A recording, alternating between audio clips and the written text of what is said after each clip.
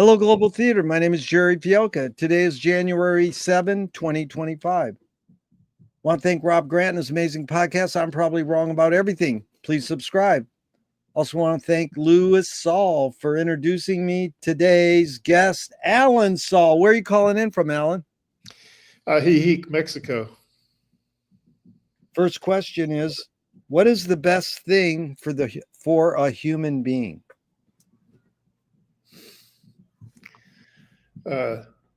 Other people.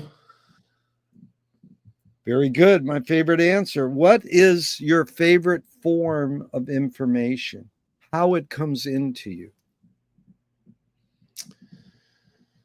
I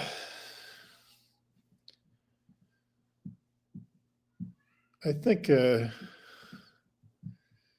probably when I'm doing some sort of experiment or thinking about something and I learn from it. Yes. Very good. Why do you think humans collect information? I'm glad you're laughing. We're here to have fun. Yeah, it's interesting because I've been places where a lot of people are not interested in collecting information. So there's curiosity, right, which drives us to get more information, and that varies among people a lot. Some people are not that curious about things, and others are. So it's one of the many things that the brain does that is pretty amazing. What do you think this need or want to collect information is more innate or more invented? I think that pretty much everything has a component of being innate and a component of being learned. So I think it's certainly both, and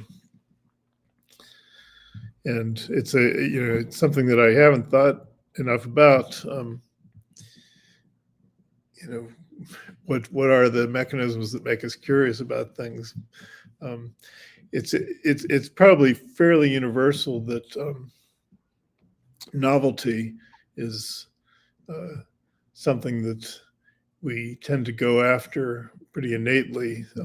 You see it in animals. It's a common thing to do experiments on animals where you see that they're functioning well if they explore things and prefer to go to novel objects rather than previously experienced objects. So I think that the novelty is probably pretty much an important function of the brain, that it determines that you haven't seen anything and wants to explore it. But of course that can be suppressed, and people can not want to look at novel things. And we know that in music, certainly a lot of people do not want that novelty. So there's more brain activity when you're exploring novel things than when there isn't. But some people don't really want all that brain activity going on, probably. Wow, that was really enlightening for me. I'm exploring all that constantly. Who originated the novelty kind of idea in humans going for that? Is there one, thinker in your field, neuroscience or philosophy, or a book or somebody who sort of brought that up? It's a very common thing in science, but I can't put my finger on who did that early on, which is what's another a long time ago. Right. What's another word to describe novelty? What's another word or a couple words? So I should probably explain that, I have a couple degenerative brain diseases. One is this primary progressive aphasia of the logopenic type. So I know that word, but it means that I can't come up with words very well. Oh, that's all right. So, yeah, no, but how about this? Unknown, mystery? Is that what you mean by novelty? Yeah. It's something that hasn't been experienced, that we don't have. Yeah, that hasn't been experienced. That's good enough. That has not been experienced. No, that's really good. Yeah. I can. So, I mean, a lot of us like music that is adventurous and, you know, has new things to it, and not just music, but anything. And, you know, we thrive on that. But other people, you know, don't want that. They want to hear the same thing over and over. Yeah. I had this happen, Alan. The New York Times had an obituary for a French pianist, Martial Solal, Martilsolal. I'm Yeah. like, I never heard of this guy. So Yeah. I put him in YouTube. I put solo piano, and I never listened to stuff very long. I couldn't stop listening to it. I said to my friends who are pro, like Tommy Mars, who plays with Frank Zappa, I says, this guy's better than Art Tatum. Now, he's not better than Art Tatum, but he was exploring realms of the American songbook that I've never heard explored that way. Like, just amazing. Yeah. So I seek that out. And I mean, I could tell how someone would go, can he just play the standard nice? Then it's like, this guy was all over the place. Yeah. He was something. Yeah. So do thoughts create emotions? We usually distinguish between cognition and emotional processing, but emotional processing underlies everything. You know, so I think you probably put emotions first, and thoughts are not that important. Yeah. Fill in the blank. I don't know what I think until I.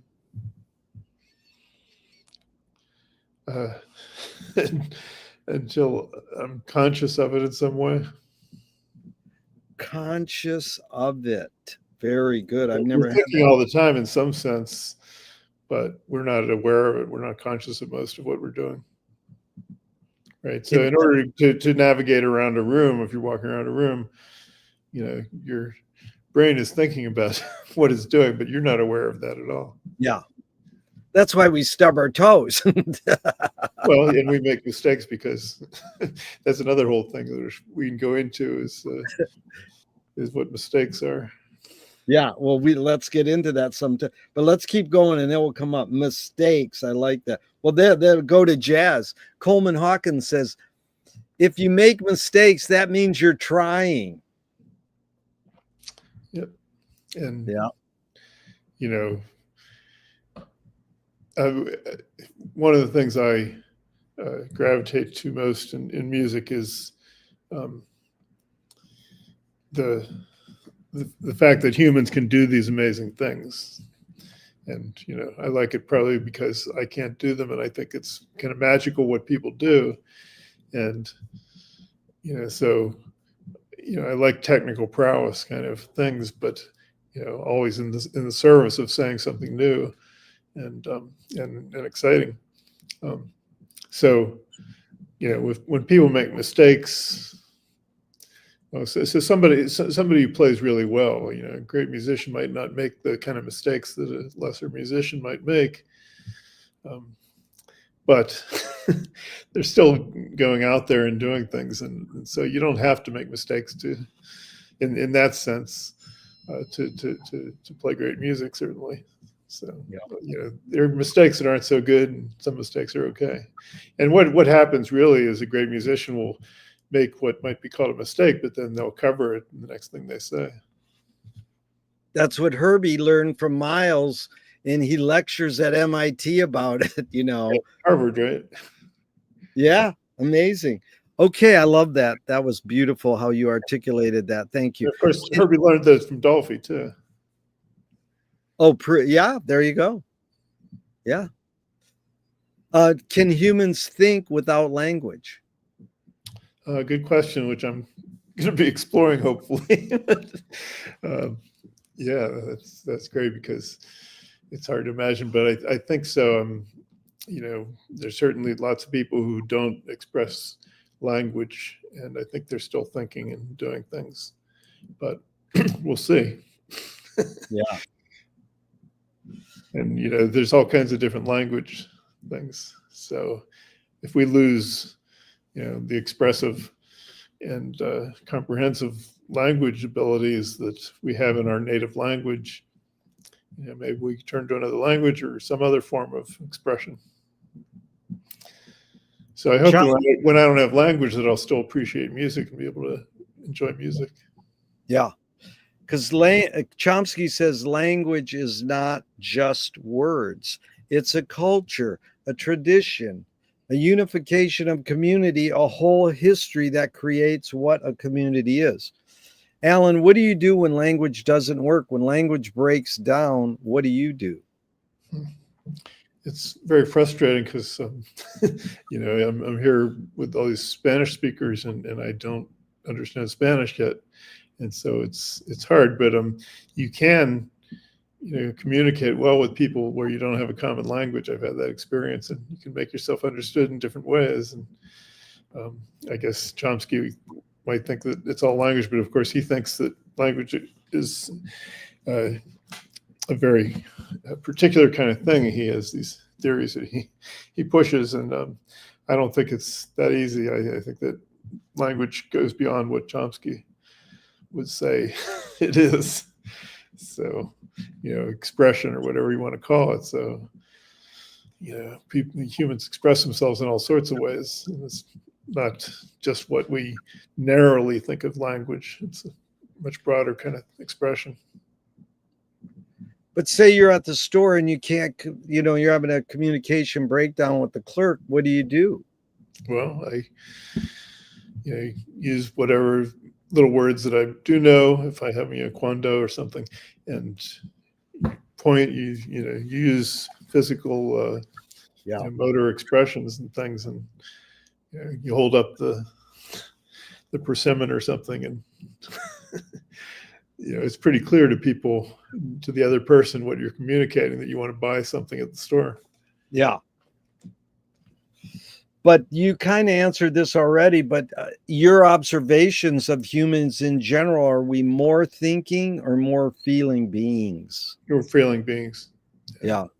Absolutely. And so my favorite example is Capgras syndrome. So you may not have heard of this, but it's a very rare neurological syndrome where people deny that somebody who is attached to them emotionally in some way, they deny that that's that person. So the person, you know, you see your mother and you say, that looks exactly like my mother, but it's not my mother. This is some kind of replacement. You know, the CIA came in and replaced my mother. And you insist on this delusion that it's not your mother. And the mechanism behind that might be that we recognize, you know, our mother in a part of our brain, in temporal cortex. We have face recognition and these kind of things. And so we have that recognition. But normally, we also have a subconscious or an unconscious signal that that's our mother, because we have an attachment to our mother. We see our mother, and then we just have this activity in the amygdala, another part of the brain that has a lot to do with emotions. And so in these people, there's a disconnection between the amygdala and the temporal cortex, between the emotional and the cognitive processing. And without the, you know, so that they don't have that signal, that emotional signal. And without that emotional signal, they're sure it's not their mother, because we're used to having that. And you can, you know, see this by hooking them up to a polygraph, you know, lie detector, which registers signals when we have some emotional processing, and they won't show that electrical signal. So they're not getting that electrical signal that says, yeah, this is the feeling I have when I see my mother. Because of that, they'll come up with some convoluted story of why that's not their mother. So emotions rule. Right. So, Alan, is that spelled Capgras, Copgrass? Capgras. It's a French neurology. Oh, Capgras. That's the term for the syndrome. Yeah. Amazing. Thank you for teaching me that. So these are two questions from Alan Turing in the 50s. One, is thinking a function of the soul? Well, I don't know what the soul is. So no, it's not. It's a function of the brain. Yeah. And then the second Turing question is, can machines think? Not yet. No, I mean, what the brain does is just amazingly complex, and I mean, it's way beyond what we have machines doing. You can think of the brain as a machine if you want, whatever. It depends what you mean by machine. But the artificial intelligence that we have so far is not that intelligent, of course, not very creative. So, not really. Do you more pursue happiness or more pursue meaning? Happiness. Viktor Frankl's book, Man's Search for Meaning, he says happiness doesn't tend to last, meaning tends to last. Any comment on that?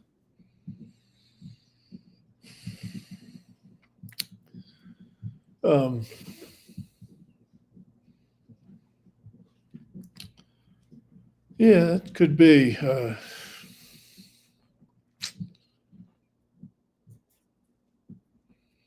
But happiness is kind of the thing that we're more aware of probably than meaning. At least for me, I don't really think in terms of meaning. If I wanted to, I could, I guess. But Yeah. the happiness is more apparent to me. Yeah. Does the brain more detect consciousness or create consciousness? So consciousness is another thing that is not defined, and it's the brain that does what we think of as consciousness. But consciousness is very much overrated if it's understood at all, and mostly it's misunderstood. So yeah, it's it's all the things that the brain does is that's what's the the big thing that we have. What's faster, speed of light or speed of thought? Speed of light. So I don't know if you've seen the recent work about the speed of thought. It's not really the speed of thought, but the information quantification of the information that our brains do, which is much lower than people would expect. But there's problems with that idea. But clearly, we're not that fast at doing things. The speed of light is basically the infinite speed. You can't exceed the speed of light. It's interesting because did that article appear in the New York Times science section last week about the speed of thought? Yeah.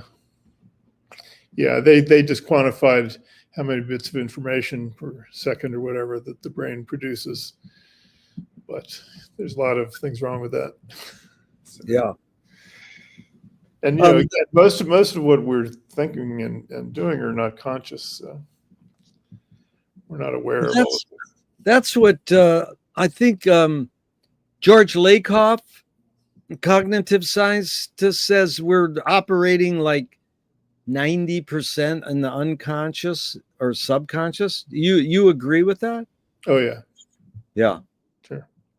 But it seems like me and you are 100% conscious right now. We're in front of each other and we're talking. So, for instance, talking is an interesting thing. You think that's a conscious act, but most of what we say, when you say something, do you think about it first and then execute the language? We don't do that. It comes. So I don't talk much, and it's because my language areas in the brain are damaged probably, and so some people talk a lot, and it's not that they say they just decide they want to talk a lot. It just comes out, right? The gift of gab. That's amazing because it must be. I respect your courage to say, yeah, I'll do this podcast for 90 minutes with you, and you're doing great. And it seems as though you're very conscious. But this is a poet, Alan. Her name is Audre Lorde, and she says, you can't dismantle the master's house using the master's tools. And her colleague, Yvonne Rainer, says, oh, you can if you expose the tools. What new tool do you suggest? For Well, that's perfect. All you had to ask was one word in the form of a question. For you put the questions in the context you want, because I opened some of these questions with cute quotes. It doesn't mean you have to apply them. And you can apply the word new if you want. But really, what I'm asking is, what tool do you most gravitate towards? Yeah, well, first I just wanted to say that, this is all very interesting. That for me to say that word "for," my brain was going through a lot of gymnastics and trying to make sense of things, and eventually that's what came out. And I think it is the probably from kind of the experience I've had that what tools, the right tool for the right job kind of concept. That's what tools are for, to do something. And so, for language, we need those tools. So the other thing I was going to say is that, to me, the important thing are questions. And so the questions that you're asking are great questions. And so they just stimulate, whatever's going on. And I try to come up with something, but the answers aren't, as important as people think. It's the questions that are important. And the reason that we get knowledge is to ask better questions. I agree. And the thing is I say in my instruction suggestions before these podcasts is, you don't have to answer the question. Like Rebecca Solnit said, just because you ask me a question doesn't mean I have to answer it. But it's really, they're kind of prompts or jumping off, And so, you could say, well, what does dismantling the master's house mean? She's probably coming from white supremacy as the master, because she was a gay Black poet. And she was saying you can't dismantle the master's house. I mean, right now we're in a situation. How do we dismantle the master's house using his tools? It's like, good luck. But I mean, in general, what tool, and when I say tool, I don't mean it has to be tangible like a pen. It can be philosophy or religion, something that's not tangible. What tool do you think is most important in your life? I don't like to rate things as more important than there's lots of things that are important.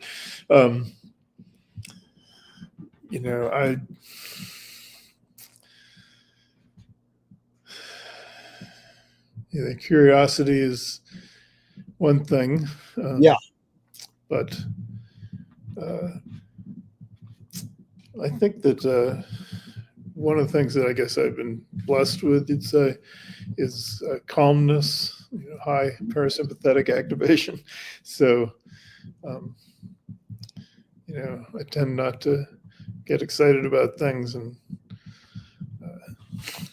but calmness is such an amazing thing.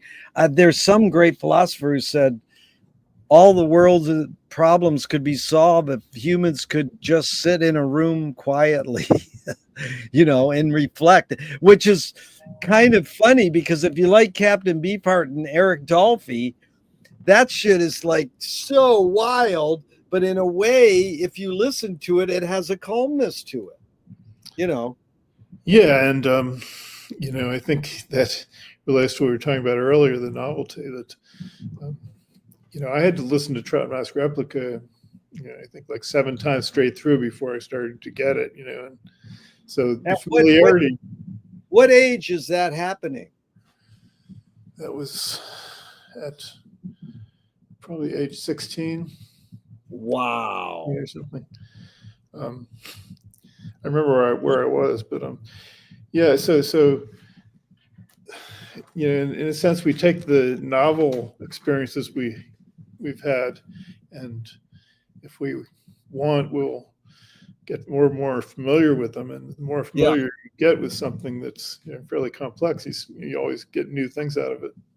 Yeah. So. Do you know Langdon Winner? Yeah. You know him personally? No, just his writing.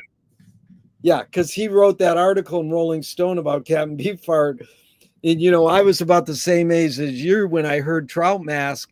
And he said, Don Van Fleet taught his musicians how to play his type of music. And it's like, how did he even come up with this kind of music, let alone find some people to teach him? And then we learned that those musicians were rooted in blues and they had some sensibility.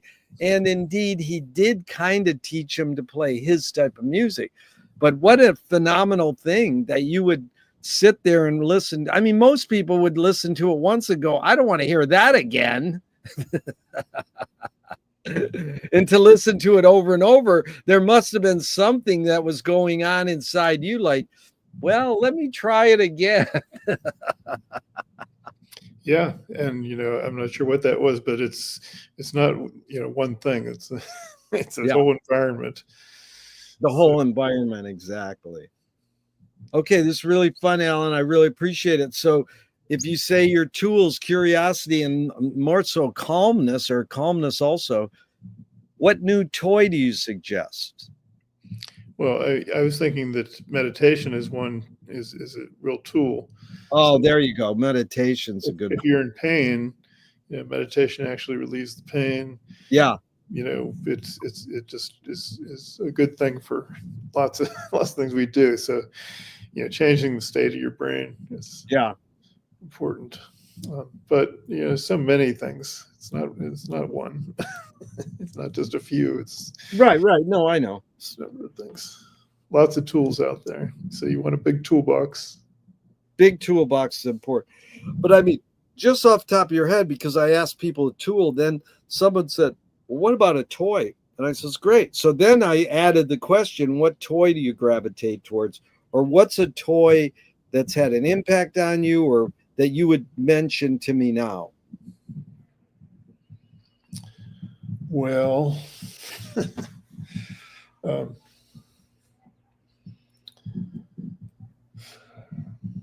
musical instruments are kind of toys. Yeah. So are you a player also? A lousy musician, very lousy musician. I don't play very well, but I enjoy doing it. In what instrument in particular? Mostly soprano clarinet. Oh, wow. Soprano clarinet. How cool is that?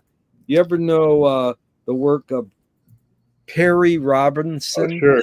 Yeah. So I spent, so I had, Perry was coming to town and with a trio, and so the weird promoter asked for people to house him. So Perry stayed with me one night. We were up all night, basically. He was talking, and he was just incredible. He had all these social talents, and did magic.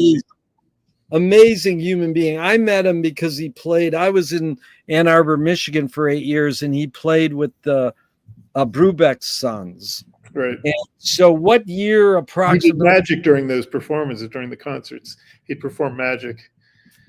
Oh, would he really? I didn't know that. So you mean magic tricks? Yes. Okay, so what year approximately did you house him?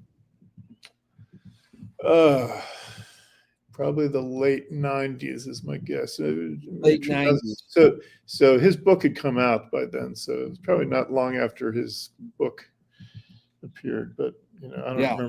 I can look it up, but no, that's good. I can look it up, because I asked Perry all these same questions. And one of his roommates was friends, and he came to Venice, California.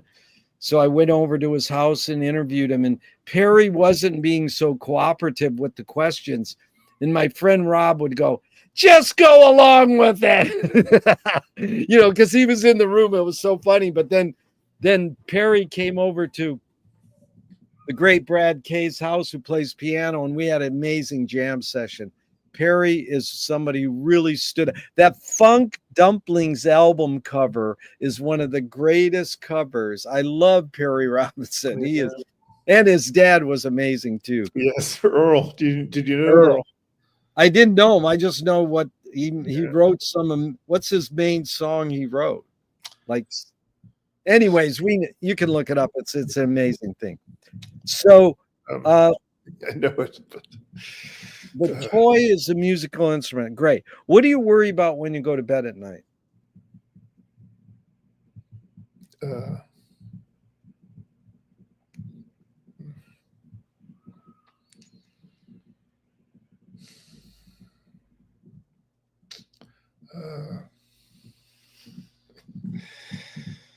don't know. I guess I don't think I worry a lot, but just worry about,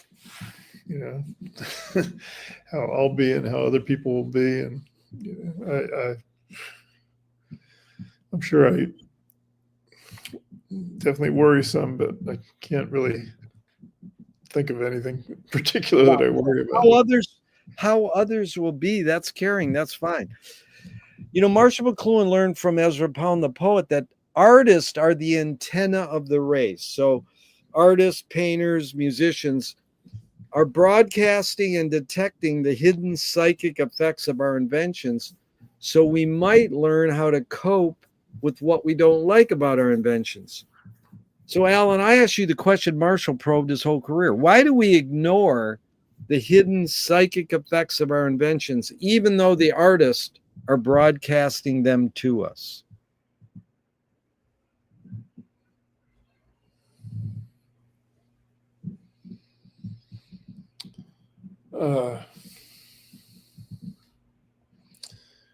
I think that there's a lot of people, and people are all different, and a lot of people aren't that interested in this, what artists do. So my wife has really taught me this, that she is, she cares about what might be called ordinary people or something, and she finds that fascinating, and not so much the celebrity kind of things, people who are, thought to be special in some way. Yeah. And do artists have moral obligation? Well, no more than everybody else. Artists are not a thing.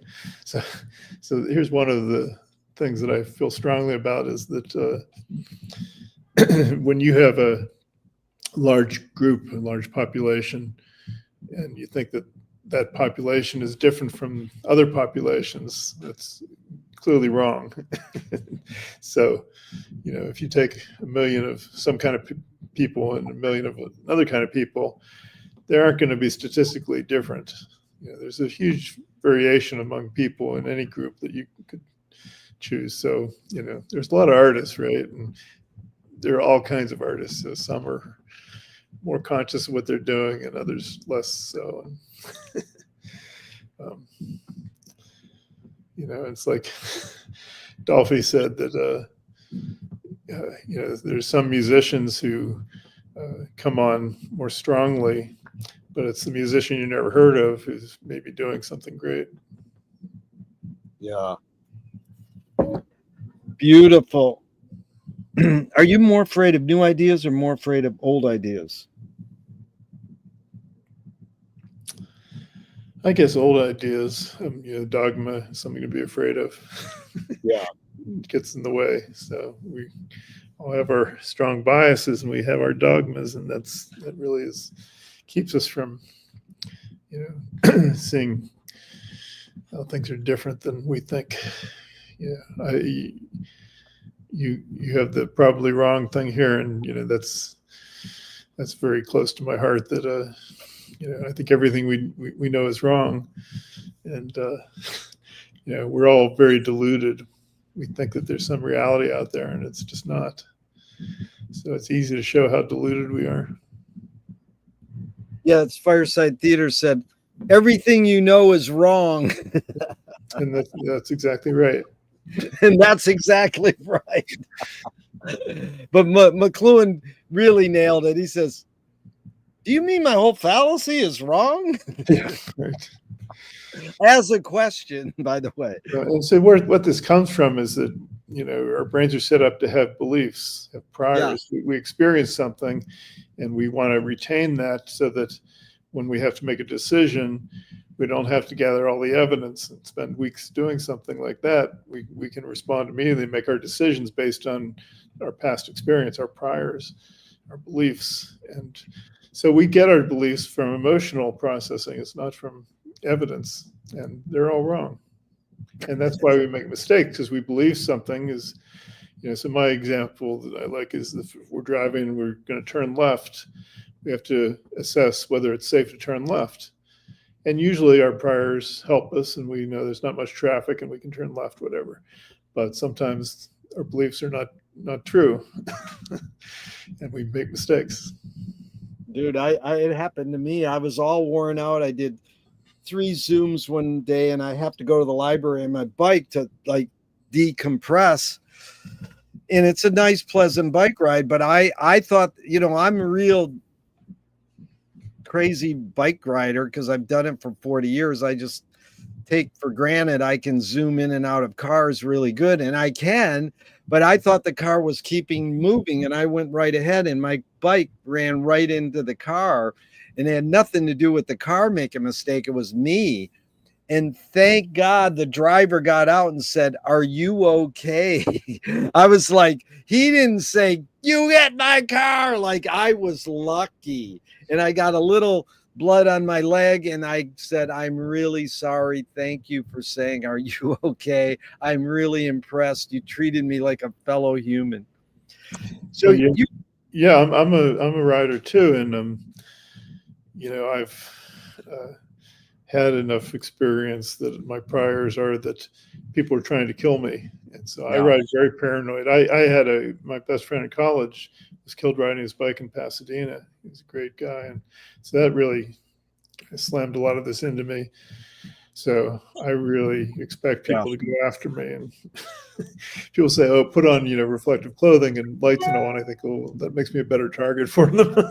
Yeah, hello. But you were going to college in Pasadena? Yeah. What college? Caltech. Caltech. Wow. Okay, so you anticipated this. You must have ESP there, Alan. Can you conjure up your earliest memory ever, or one of them? Yeah, I talk about this. I have a very early memory of falling out of the car. We were driving not too far from home, and it was a snowy day, and so I was all bundled up, that kind of little kid's clothing, and I fell out of the car. In those days they didn't have all the safety features, and I guess I rolled a few times, and fortunately the oncoming traffic went around me or stopped or whatever, and my mother got out of the car and got me back. So I remember that. What city was that, Alan? It's the suburb outside of Pittsburgh where we grew up. And is Lewis, your brother, older or younger? He's older. So it's the town. It's the suburb where our trip was from as well. Right. He's older by how many years? 3, 2.5. By 3, 2. Yeah. Okay. So is memory more a curse or more a blessing? No, it's a blessing. Yeah. It's a very complex process, and I think it's misunderstood. It's greatly misunderstood, but it's pretty fascinating. Tell me someone within your immediate family who had an impact on you, and what specifically was that impact?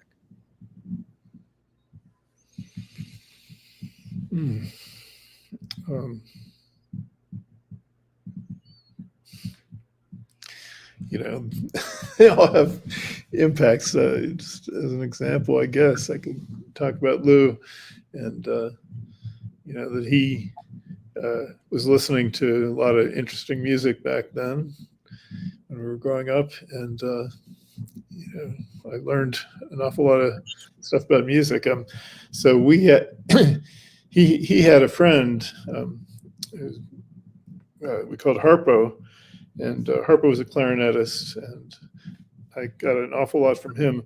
But his sister, Harpo's sister, had, I think, the first Zappa albums we might have heard. I could be remembering this all wrong, of course, but it was kind of through Lou that I heard Zappa and Beefheart a lot of other people. Yeah. A lot of music from Lou, you know, I mean, Stockhausen and all this stuff. Beautiful. So the same question, Alan, outside your immediate family. I mean, you mentioned Harpo and his sister. Someone who had an impact on you outside your family, and what was that impact?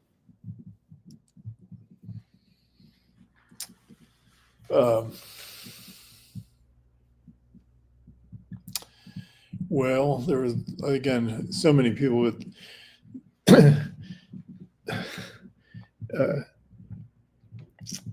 who should I choose from all these people?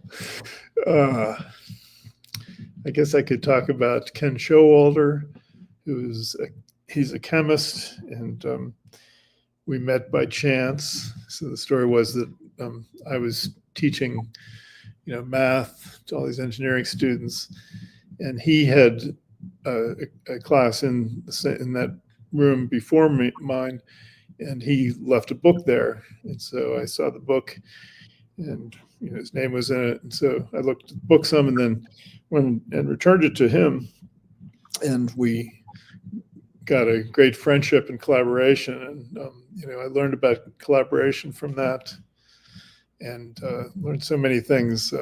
You know, he and many others taught me that, you know, this kind of pay it forward idea is really key. That, you know, if you're faculty and you have students, you know, the students aren't going to necessarily help you so much, but you can help them, and that's what it's all about. Yeah. Very good. Did your parents raise you a particular religion? Yeah, I grew up Jewish, and it was Reformed Jewish congregation, and went through all that stuff. I rebelled against it pretty early on. Never found it to be, you know, that meaningful or whatever in that way, but the cultural stuff was very meaningful, and you know, the music and lots of things. The you know, the kind of Talmudic study kind of thing was pretty cool, and so I appreciate all that. Yeah. I'm not particularly religious in the sense of, you know, thinking that there's that this stuff is historic and that there's you know, gods out there and all that kind of thing. Do you pray? Just you know, culturally. Yeah. Because, you know, you'd like to chant the prayers and that kind of thing. If God does exist, what would you like God to say to you after you die? Well, there's a bunch of false hypotheticals. False hypotheticals. You know, my wife is an Episcopal priest, and she's not, you know, into the God thing so much, except, you know, it's kind of love and, you know, good concepts. But you know, I'm always telling her that she's always giving me these false hypotheticals. Of course, if the hypothesis is false, then whatever the conclusion is, you know, is true. You'd say anything, and it's true. The whole statement is true. So false hypotheticals are a real problem. So, you know, God doesn't exist. You know, yeah. After I die, I'm not going to know anything. I'm not going to be there. So. Yeah. That's like Paul Krasner says, I only believe in reincarnation in one of my past lives. Yeah. Do evil people exist, or does evil use people as a vehicle? Well, evil is another thing, but yeah, you know, we judge people as evil, and again, this is kind of that whole delusional thing that, you know, the person just does things and, you know, has reasons for doing them. So another little influence thing is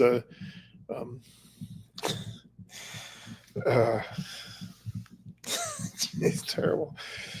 You know, this person, no, but he wrote a book called Determined, the Science of Free Will, explaining how free will doesn't exist. And I'll come up with a name at some point. Yeah, I know who you're talking about, Science of Free Will. Yeah. So what did he say? What's your point? Yeah. Well, you know, we're deluded to think that we have free will. And, you know, yeah. So if somebody's evil, it's not because they decided to be evil. It's the way that they, you know, just a lot. He goes through all the possibilities, all the things that cause us to do what we do. And it's a long list, and, you know, that's how people are, because they have Yeah. different experiences and different brains and different hormones. But Alan, the hidden question is, how do you advise someone to deal with an enemy? And I'll set it up.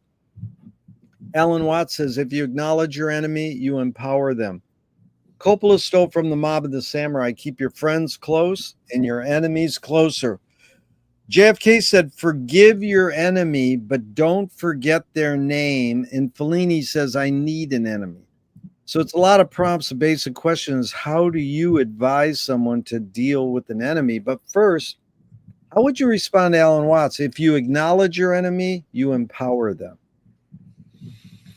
Yeah, avoidance is a good thing, I think. A lot of people don't want to avoid conflict. And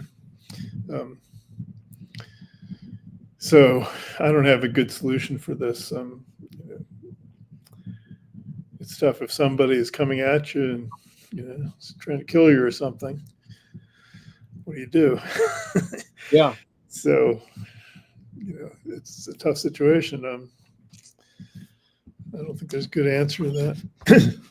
And by the way, Alan Watts' son Mark grew up in our community, and we elected him president of the high school, but they wouldn't let him be president because he had been busted.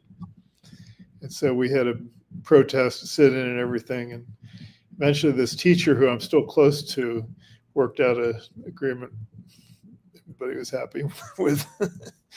But yeah, Alan Watts was pretty cool. And Well, you're in connection with Mark still? no, I just see what he's doing. Yeah. He's in charge of his father's archives, kind of. Yeah, it's quite an archive. Yeah, pretty amazing. It's still flourishing. But again, this is funny because it goes into this thing Nassim Taleb said, games were created to give non-heroes the illusion of winning. In real life, we don't know who wins or loses, but we can tell who a hero is. What do you think of that?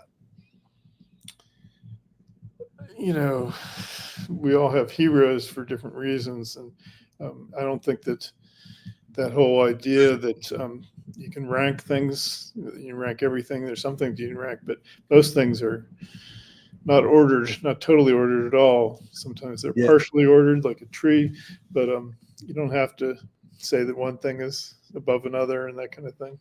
That's really good, because Gregory Bateson said, when the criminal gets caught, does he go, whoa, my criminal skills weren't up to snuff? Or does he go, oh, I did something morally and socially wrong? So I was wondering, do you think punishment works? No, and that's a big thing that the scientist whose name I'm not coming up with. That's the thing. If you realize that free will doesn't exist, then how can you punish people? But you still have the problem of these people who can cause damage. What do you do about them? And he gives the one example of the guy in Norway. Excuse me, Sarah, is something burning? Sorry. It's probably outside here, but sorry about that. I'm smelling smoke. So he gives the example of this guy in Norway who slaughtered a bunch of people at a camp, and so they don't have capital punishment, certainly, and in fact they put him in a prison which was very nice, nice digs for him. He still complained about him, but they treated him very differently than we treat people in this country, and people want retribution against others, and I think that's a really bad idea. Was that the question? No, Alan, you covered it well. It's really good. I appreciate it, because it leads into this. James Joyce was the first projectionist in Dublin about 100 years ago or more, and he said, I'm out of here. Why should I go inside a building and see a movie of a tree when I go outside and see a real tree? Years later, Faulkner said sometimes the best fiction is more true than journalism. Why do we have to recreate things in order to get them? Why do we have to go to a theatrical play of people acting out life. Why don't we just live life? We don't have to. We can just live life, but that's so we have this delusion that there's a reality, and it's, I mean, Magritte and all these people showed that reality is not what it's cut out to be. And it's very clear in the science that, there is no reality. We all have very different views of what reality is, and, they're all wrong. It's, we have illusions that show us that, they're impossible objects, all kinds of things that demonstrate this fact that reality is not real. The physics that, the cosmology that shows that our reality is entirely limited to almost nothing, and quantum mechanics that shows that our reality doesn't include most of what's going on. So, and what goes on at the micro level is, completely different from what we think is reality. So fascinating, really cool, Alan, because you're opening up a lot of thinking channels for me. I appreciate it, because Lily Tomlin says reality is just a collective hunch. And here's the question: is perception reality? No, not at all. Our perceptions are quite different from what's out there. So I always thought that that there's trying to think what I thought when I was a kid. That we have internal reality and an internal model anyway, and then there's the external, which we don't have direct access to. And what really counts is the communication between those internal and external things. Yeah. That's what actually does exist, but it's tough. These are big problems, and but I mean, we can easily demonstrate perceptions are very different from what's actually out there. So when we hear, a sound, a musical sound, say, and we think there's a pitch to it, well, that pitch is completely perceptual. The pitch doesn't exist there, or color doesn't exist in the outside world. It only exists inside us. It really, that communication between the inside and outside. Amazing. So you touched on a lot there. McLuhan says that in-betweenness between the internal and external is called the resonating interval. He said the gap is where the action is. And he addressed this book. Do you have any takes on Julian Jaynes' The Origins of Consciousness in the Breakdown of the Bicameral Mind?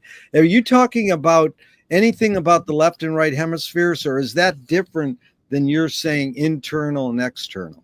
That's the Jaynes is a blast from the past, but I've forgotten what Jaynes said. But the right and left hemispheres were important when I was in college. I did experiments on that kind of thing, and I went to this great class that Sperry taught that started with planes of section, like this very basic thing, and ended with consciousness. And so it's all pretty fascinating. People made a big deal about functions in the left and right brains, and there are some differences, but people of course took that to a level that was kind of ridiculous. But you're saying it's a little overblown, because left is linear, males are more linear, logical, women are more right brain, intuitive, and then there's that thing in the middle called the corpus callosum, and it's how well you integrate. So that's sort of like the resonating interval. Like, how do you integrate that? I'm not sure what's resonating. It's like this soul kind of thing that doesn't exist in people. It's like, talk about the resonating interval all you want, Marshall, but what is it that's resonating? So Rain Man, supposedly he has no corpus callosum, so it's just there's no interval. There's no in between this, and he can memorize the phone book, but he can't tie his shoes. Well, yeah. So the corpus callosum is, this massive amount of fibers that do let us coordinate things between the hemispheres, among other things that it does. And so when you have these split brain patients where they cut the corpus callosum to relieve their, really completely debilitating epilepsy, the classic example is pulling your pants up with one hand and pulling them down with the other. So if they don't communicate, they can be very opposing to each other. But they, normally through, it's not just the corpus callosum, but lots of other brain mechanisms let us be relatively coordinated. And one of my favorite parts of the brain is the cerebellum, which is back in the back of the brain, and it communicates with the rest of the brain, and its functions are really vast, and it does so many things for us. A lot of it is skilled behavior. So if you're playing piano or whatever, or typing or something, the corpus callosum gets you to usually do the right thing. And if you're about to play a wrong note, it might correct that. So it basically corrects errors the rest of the brain could make. And so it's involved in everything. People used to think it was purely a motor organ, but it does cognition and emotions and everything. So that's a big part of coordinating our brains too. So there's just so many examples. The brain is just incredibly rich, and Amazing. so the corpus callosum is one good thing, but lots of other things that are involved. We don't understand this very well at all yet. So it's hard to make a machine that does anything like what the brain does. Yeah. Wow, you brought up so much, and I want to go into music, but it might take us a while. We'll see. Or well, maybe we'll do a part 2 where we can really get into music. But I have to interject this because Thelonious Monk says there are no wrong notes. So it's like when you say hit a wrong note, and then, we talked about Herbie learning from Miles how to cover up, or learning from Eric how to cover up a wrong note or integrate it in, because you're improvising, you hit it.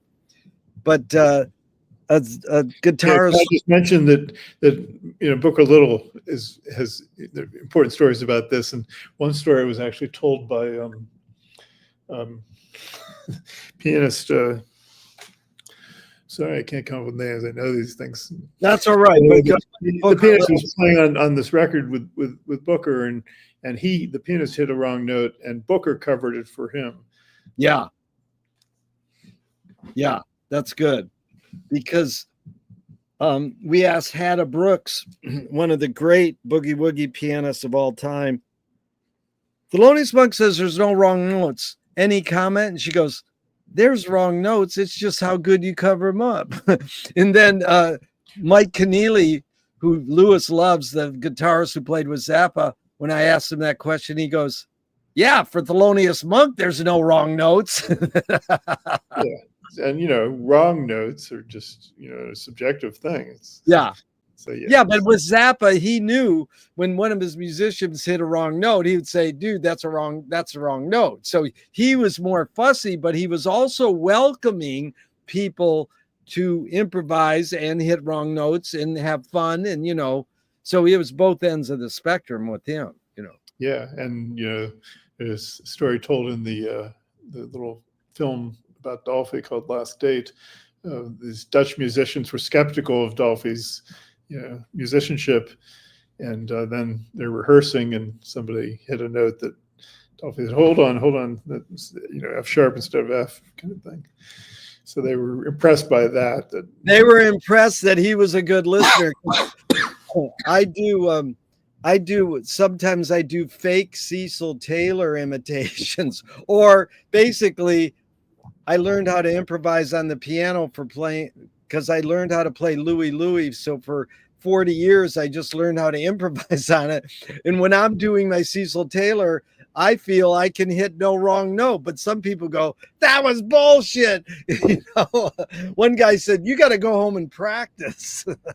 Yeah, but you listen to somebody like Cecil, and you can hear he recorded several takes of different things, and you can hear how It's Oh, all the right notes. he's no, but Yeah. he liberates us. It's like the guy who went backstage at Sun Ra, and he went up to him and says, "Dude, my kid could play that." And Sun Ra says, "Yeah, but can he transcribe it?" So, Alan, what was the tipping point for you to go, I want to be a writer, I want to be a neuroscientist? Where's those tipping points in your life? Like, what did you study in high school and college? Well, one tipping point I think was an assignment in, I don't know, probably like 7th grade science class to, write a report or something about whatever you want. I forget, something like that. And so I just went to, I guess I was, kind of a contrarian. So I just went to the library and looked under Q, because I thought that's, going to be something odd. And I found this quantum theory thing that I had never heard of. And so I read a little about it, and I had an uncle who was a chemical engineer, and I thought he'd know about this. And so I asked him about it, and he said, "Oh yeah, I've heard of that," and something. He didn't really know that much about it. So I started reading about quantum theory, and I learned a lot, and that, got me excited, and various other things that I do. Libraries were pretty important, and learning things. And so it's nice to learn things, and I guess that kind of turned me on to science. And I kind of thought, well, maybe I'd be more into literature. But when I applied to colleges, the colleges that were more, literature oriented didn't accept me, and the science ones did. And so I was lucky enough to go meet a lot of scientists in college, and very influential people. And there were other non-scientists who were extremely influential as well. So it was all there. But I ended up, doing science in college, and then I wanted to get away from academia, and so I went to Africa for a couple of years, and really did get away from academia. Very successful with that. When I came back, I eventually needed money, and so I got a job at the local university and got sucked back into academia. So a lot of it is random, but I enjoyed doing science. I really love doing science. So, but mainly you're a scientist, but specifically neuroscientist. So when you, I was going to do physics. I wanted to do particle physics when I went to college. Yeah. The guy I wanted to work with is Murray Gell-Mann. Murray Gell-Mann is the guy who took the word from Finnegan's Wake. Right. So did you meet him? Oh yeah. Well, but so the only time I'd really see him around much was when he was out hunting mushrooms on campus. He was kept to himself, and so the guy in the next office from him, in the neighboring office, was a guy named George Zweig, who was a prodigy, and he came up with the same ideas as Gell-Mann at the same time, independently. They didn't talk to each other. They're neighbors there, and Zweig was my advisor, my freshman physics advisor, and he had gotten into, so he called what are called quarks, he called aces, not nearly as nice a term as Gell-Mann's. So he didn't get all the, he was much younger, and he didn't get all the accolades, but he had gotten into biology, which I thought, I had no use for biology at the time, but he told me what he was doing in auditory physiology, reading von Bekeschi and all this stuff. And so I thought, well, this is pretty cool stuff. I enjoyed that. And so slowly I got into biology and neuroscience. And the last physics course I took was quantum mechanics from Feynman. And that was an interesting experience. With Richard Feynman? Yeah. So Feynman was, Gell-Mann was not very accessible, but Feynman was completely accessible. So I got lots of time with Feynman, and one time he did a little session with the freshmen and sophomores, and you could ask him anything. And so I asked him, when I was in high school, I got into tachyons, particles go faster than light. And so I was interested in tachyons. So I asked him about tachyons, and he just dismissed it real quickly, Cherenkov radiation, blah, blah, blah. And he wanted to talk about, much more mundane sounding things like, how sugar dissolves, which is an interesting problem, but, it took me a while to appreciate that kind of thing. But he was a lot of fun. He was very cool. Oh, he's amazing. He brought the tuba throat singers to LA and had them in the Rose Bowl parade and Johnny Carson, and took them over to Zappa's to jam together. I got to ask Alan two kind of spellings. The advisor who called Quark's Aces, how do you spell his last name? Zweig. EIG. First name? George. And then how do you spell tachyons? Tachyons. Thank you. And so I wanted to backstep for a second. That was really concise and articulate. Thank you.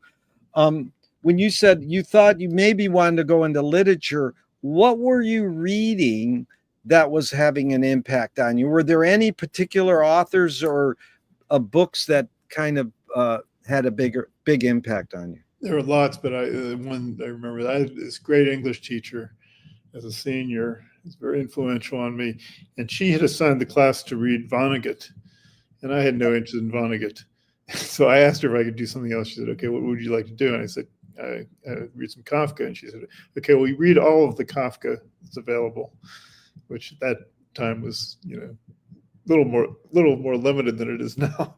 But I read all this Kafka, and that was tremendous. That was very influential. So I love Kafka. But there are lots of things. Just a couple other besides Kafka who had an impact. Well, Joyce. Joyce?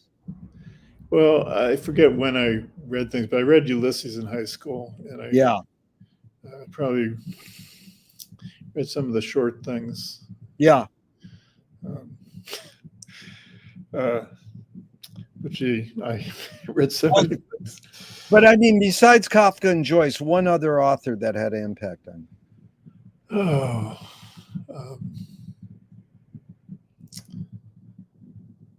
trying to think.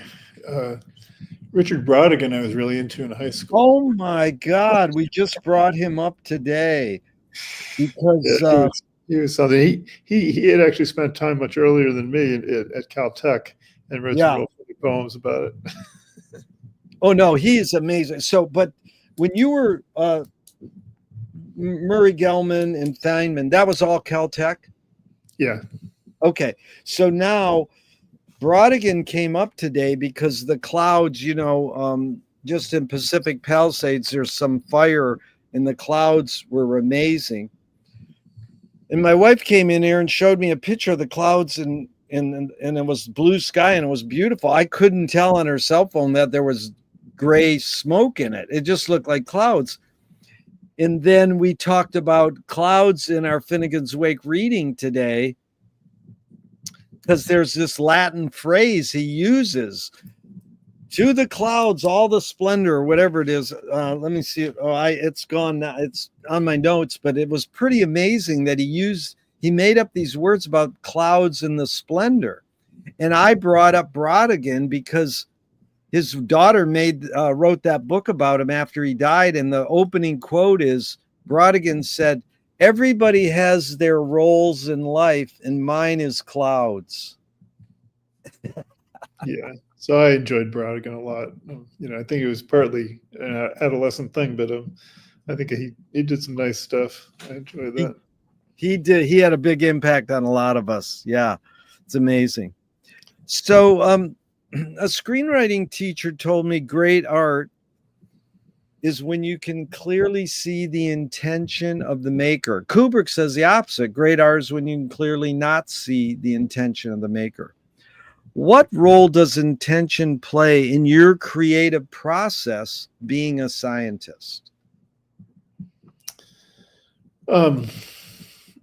So I'm pretty conscious, intentional about trying to tell stories, because I think that's an important thing to do. I'm not necessarily good at it, but I try that. I'm intentional in being persistent, I guess. So my main career was recording from single neurons in brains of animals in visual system. And so you put an electrode into the brain and find a neuron, and then you have to test how the neuron responds to stimuli, to visual stimuli in this case. And so you have to hold on to the neuron, not physically hold on, but you have to keep being able to record from it because the brain's moving relative to the electrode. And so the cell can wander away from the electrode. And so I tended to be very persistent about holding on to cells. And it takes a while to figure out what the cells are doing. And some people don't have the patience for that kind of thing. And so patience and persistence are important to me, and in an intentional way. I'm very aware that I'm doing that. Really good. Let me ask you, is persistence like work ethic? Where did you get this tendency to be persistent? From the way your parents raised you or on your own? Yeah, or because I think in Pittsburgh it's a common thing that you have strong work ethic around there, but I don't know.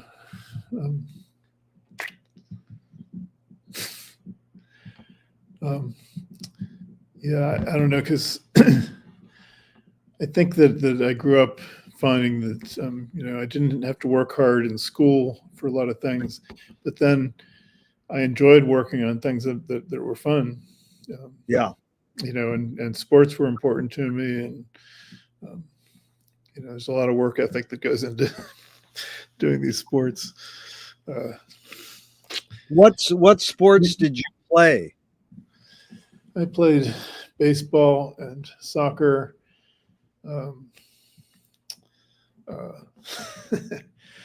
What else? I played tennis a little bit competitively.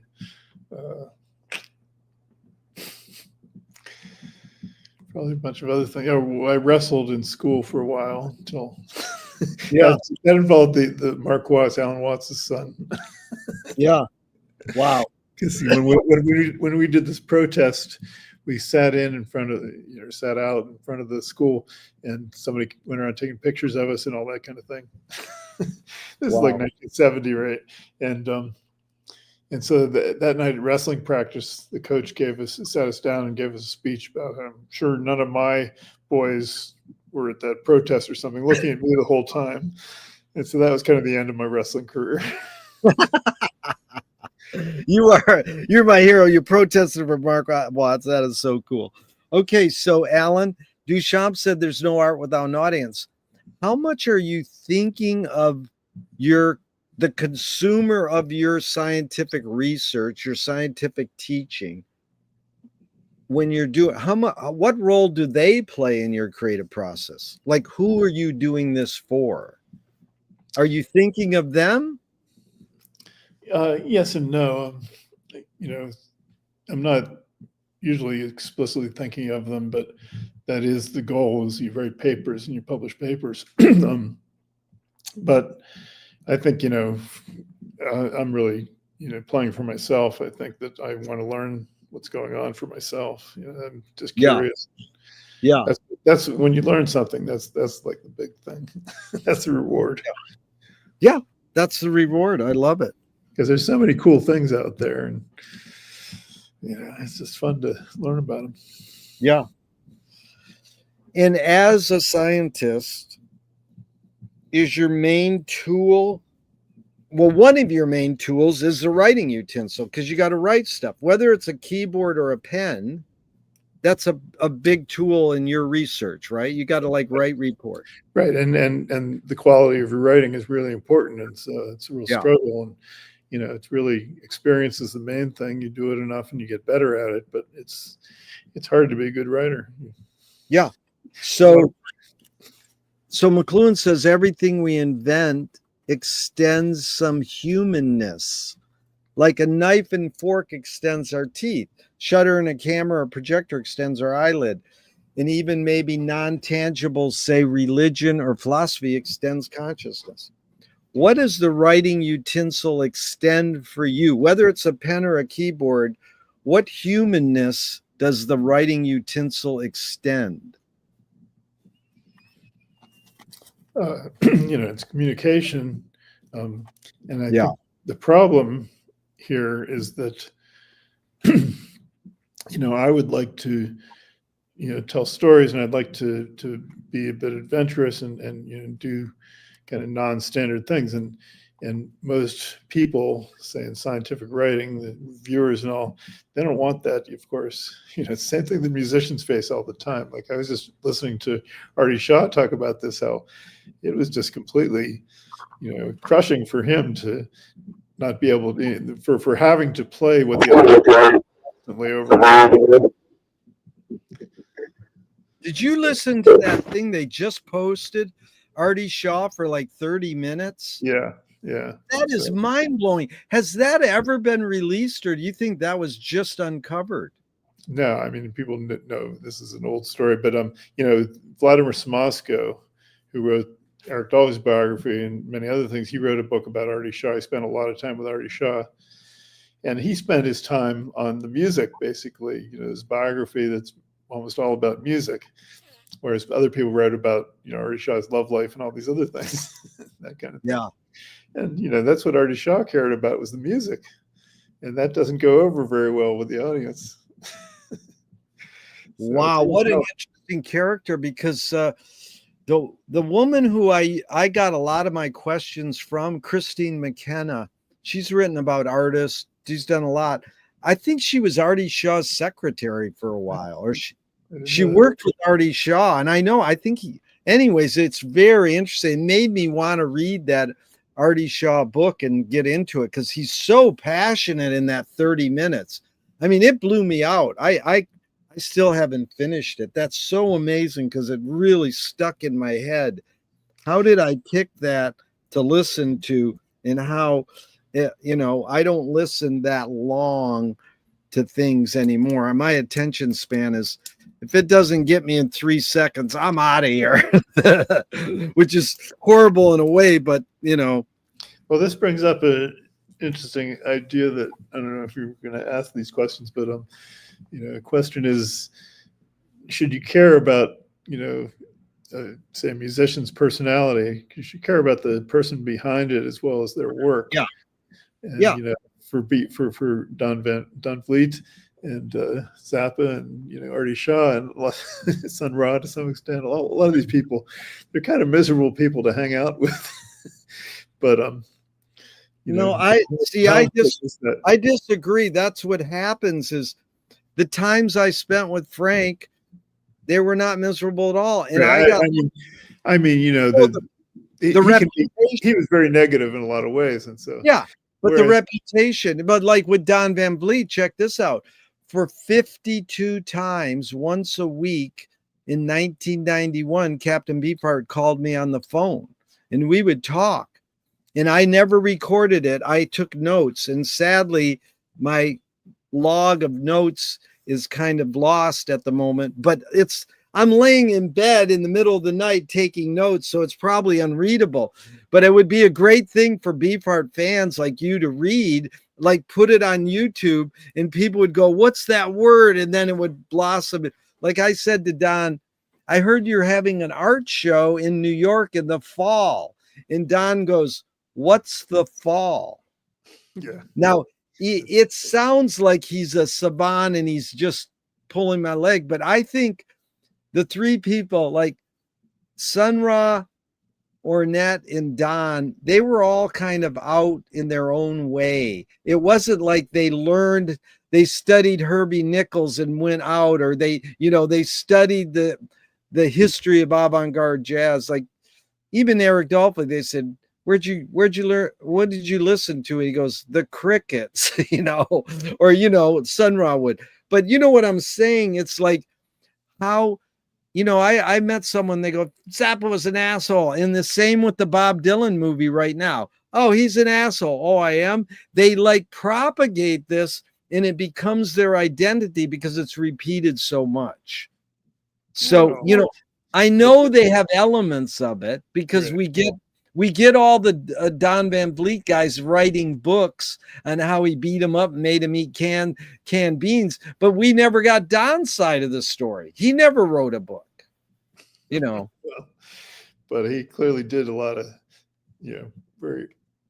Well, I don't know. Even saying clearly, Alan, I know because Lewis got to spend 6 hours with Frank. And I don't think Lewis, your brother, really said Frank was an asshole to me Oh, for those 6 hours. No, but he was not such a great guy all the time. And whereas, Booker Little and Eric Dolphy and, a lot of these people were, really sweet people. So to me, that's important, Yeah.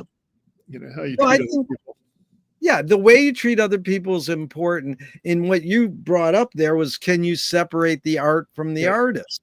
You know, if a black cop, if a white cop beats the shit out of Miles Davis when he's smoking a cigarette in front of a club, does he have a right to be prejudiced more towards white people? Or is he like, like Ed Bradley asked him on 60 Minutes, do you like white people?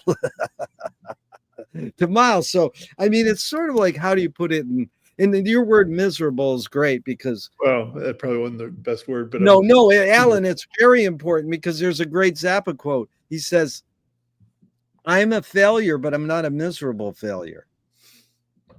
And I think that says a lot, Yeah,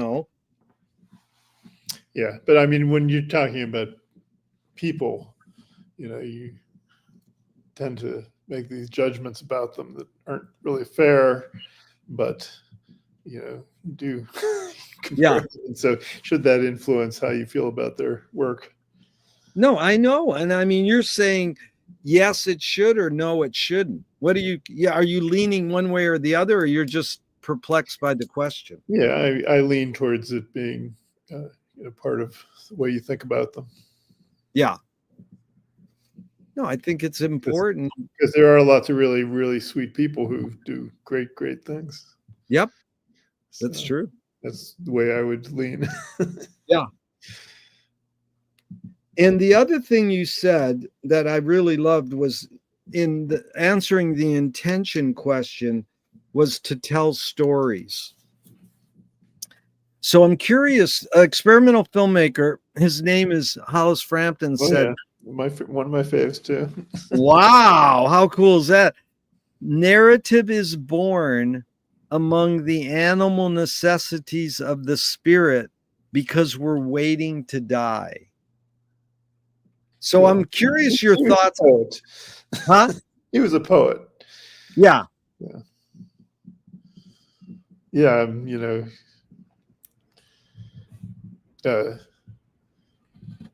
Yeah, I mean, storytelling is what humans have been doing forever, and it was something that we really enjoy.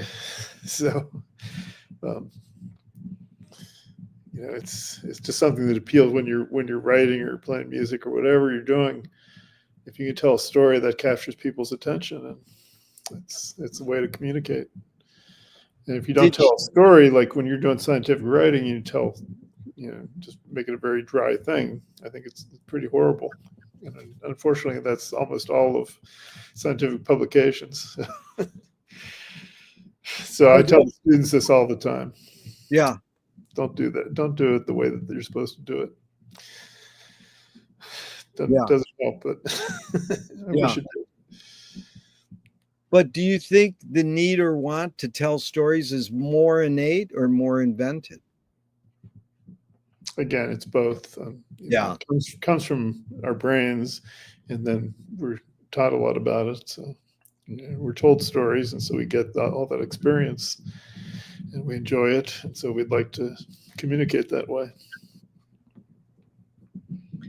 In the way Hollis ends is, and then that's funny because no one ever says Hollis is a poet. That was beautiful. In the way, really?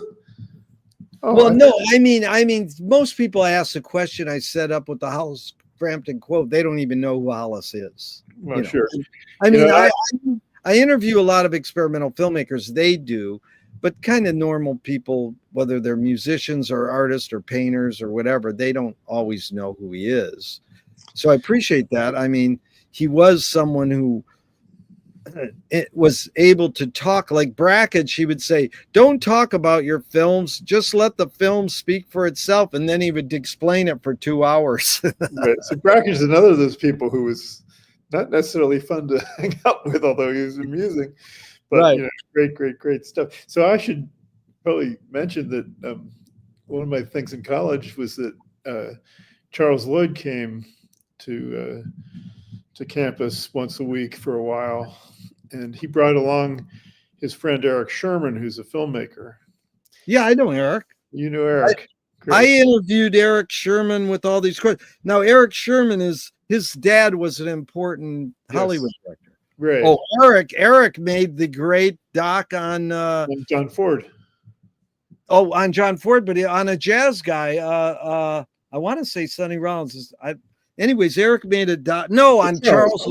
Yeah, Charles. Yeah. Charles. So they were friends. They did break up, but so Eric would come every week and he'd show a film. Yeah. And he started with maybe might have started with Borzage, who's one of my favorite filmmakers. Yes. And he did Sternberg and Long and a bunch of things, Orson Welles. So he was very influential because I didn't know anything about film at the time, and so this was my introduction to film. And so I started doing film, and I had this best friend who was killed on his bike. He ran the campus film program, the cool films, and so he let me show these experimental films there. And then I met Terry Cannon. Did you know Terry? Of course. Yeah. Of the heroes. Yeah. So Terry was, a close friend, and so I was involved in Pasadena Film Forum and showing all that stuff, and hanging out with Terry and Mary. And so those are very formative experiences for me. And so I was into, Zorn's Lemon, and I'm still kind of amazed that my brother loves Zorn's Lemon now too. It's amazing. What a crossover. This is amazing. So, Alan, I asked for 90 minutes and we got about 3 more minutes. I hope we can plan a part 2 so we can really get knee deep in the difference between art and science, and more so the music that we sort of touched on. And of course, we'll integrate all this stuff. So I wanted to thank you so much and tell you, in Hollis saying, because we're waiting to die, I'm curious, in talking about narrative and storytelling, can you forget to die? Yeah, I mean, I'm trying to live the rest of my life by enjoying life and doing worthwhile things and that sort of thing. And so I don't really think about dying, you're just not there anymore. And so there's not much to think about, I don't think. So I don't worry about dying, and we're all going to die, right? And so it's not like a big deal. I worry about other people having to take care of me, disabled and that kind of thing. So there's that stuff, but it's all life.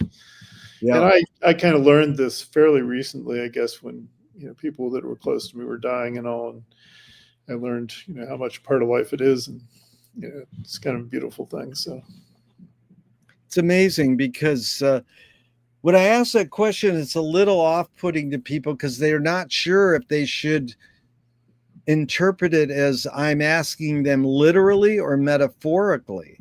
And, I ask all these questions because I want people to answer them the way I want them to answer them. But that's the whole way I open up my mind, is by talking to people, and then they say something the opposite of I think, and then it enables me to go, well, there's another way to look at it, Right. That everything is wrong, so. And then, one of my favorite things is you repeating that is, how do you unlearn? That's a really important thing. Go ahead. No, I mean, PTSD. So it's interesting how the brain does that. I won't go into it now, but it's a fascinating thing. Yeah. So I thank you for this. Is just a lot of fun to be thinking about these things. Oh, thank you so much. And it's been interesting how we have, you read the same kind of things that I've read, and, unbelievable how the experimental film came up. I mean, I was just blown away by anybody who'd write about Eric Dolphy. I mean, unbelievable how deep you got into, and then Captain Beefheart. And your website is so intriguing because it carries over into science, and like Don Van Fleet said, music is just black ants crawling on white paper. That's one sort of music. Yeah, it sounds like something Louis Buñuel would say. Yeah. Well, So Alan, that's the right perspective that, you know, people can do novel things all the time, and it's just very cool. well, that's the word you brought up that really resonated with me is novelty. I can't wait. I'm going to go to etymology and study the roots of the word. But I really want to thank you so much, Alan, for your time and energy here today. And I got enlightened a lot, and I appreciate it. And I hope we can plan a part 2 down the line, maybe 2 or 3 or 4 months down the line.